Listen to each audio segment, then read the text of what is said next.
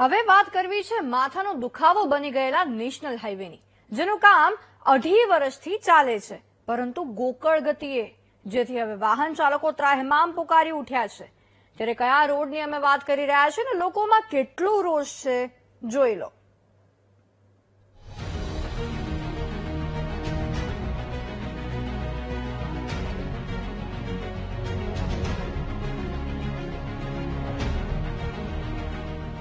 આ દ્રશ્યો કોઈ ગામડાના રસ્તાના નથી, પરંતુ નેશનલ હાઈવેના છે।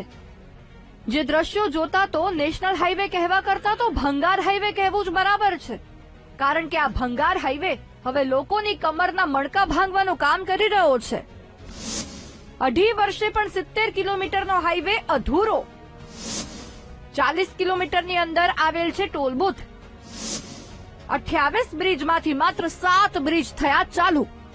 આ દ્રશ્યો જોઈને ઘણા લોકોને ખબર પડી જ ગઈ હશે, છતાં જણાવી દઈએ કે અમે રાજકોટ જેતપુર નેશનલ હાઈવેની વાત કરી રહ્યા છીએ।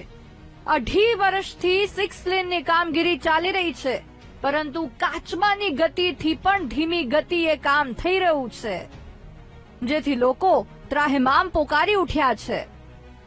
બહુ હેરાન થાય છે અમે। ટોલ નાકા બબે છે, 60 કિલોમીટરની અંદરમાં દિલ્હીની અંદરમાં બોલી ગયા છે, 60 કિલોમીટરની અંદરમાં ટોલ નાકું હોવું જોઈએ।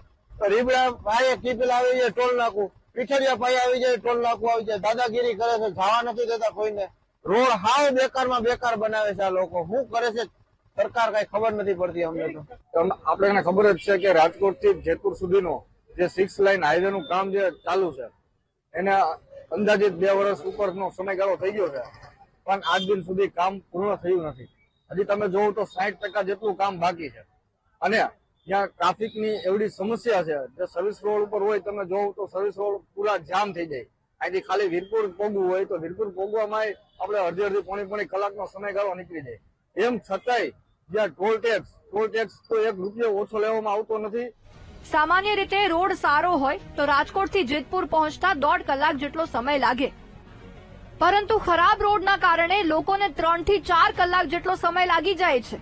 ખરાબ રસ્તાની સાથે સાથે ડાયવર્ઝનના કારણે ટ્રાફિક જામની સમસ્યાથી પણ લોકો પીડાઈ રહ્યા છે।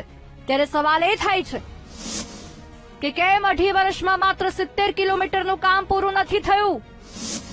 ખરાબ રસ્તો હોવા છતાં કેમ વાહન ચાલકો પાસેથી ટોલ ટેક્સ ઉઘરાવાય છે? 40 કિલોમીટરના અંતરમાં કેમ 2 ટોલ ટેક્સ ઉભા કરાયા? નેતાઓ સભાઓમાં તો મોટા ભાષણો કરે છે, પરંતુ હકીકત નજરો સામે છે।